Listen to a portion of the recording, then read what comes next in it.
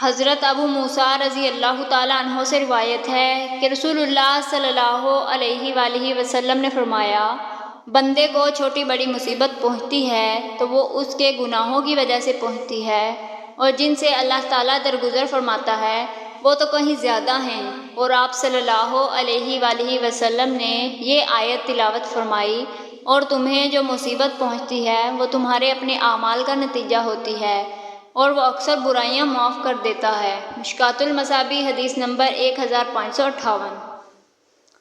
حضرت عبداللہ بن عمر رضی اللہ تعالیٰ عنہ بیان کرتے ہیں، رسول اللہ صلی اللہ علیہ وآلہ وسلم نے فرمایا، جب بندہ اچھے انداز میں عبادت کرتا ہے اور پھر وہ بیمار ہو جاتا ہے تو اس پر مقرر کیے ہوئے فرشتے سے کہا جاتا ہے، اس کے عمل ویسے ہی لکھتے جاؤ جیسے یہ حالت صحت میں عمل کیا کرتا تھا، حتیٰ کہ میں اسے صحت یاب کر دوں یا اسے اپنے پاس بلا لوں۔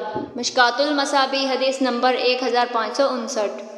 حضرت عثمان بن عبداللہ بن اوس ثقفی اپنے دادا سے روایت کرتے ہیں، انہوں نے کہا، رسول اللہ صلی اللہ علیہ وآلہ وسلم نے فرمایا، آدمی کا زبانی قرآن پڑھنا 1000 درجے رکھتا ہے، جبکہ اس کا قرآن کریم سے دیکھ کر پڑھنا زبانی پڑھنے سے 2000 درجے رکھتا ہے۔ مشکوٰۃ المصابیح حدیث نمبر 2167۔ حضرت ابو موسیٰ اشعری رضی اللہ تعالیٰ عنہ بیان کرتے ہیں، رسول اللہ صلی اللہ علیہ وآلہ وسلم نے فرمایا، قرآن کی خبر گیری کرتے رہو، اس ذات کی قسم جس کے ہاتھوں میں میری جان ہے، وہ قرآن سینوں سے نکل جانے میں اس اونٹ کے نکل جانے سے بھی زیادہ تیز ہے جس کی رسی کھل چکی ہو۔ مشکوٰۃ المصابیح حدیث نمبر 2187۔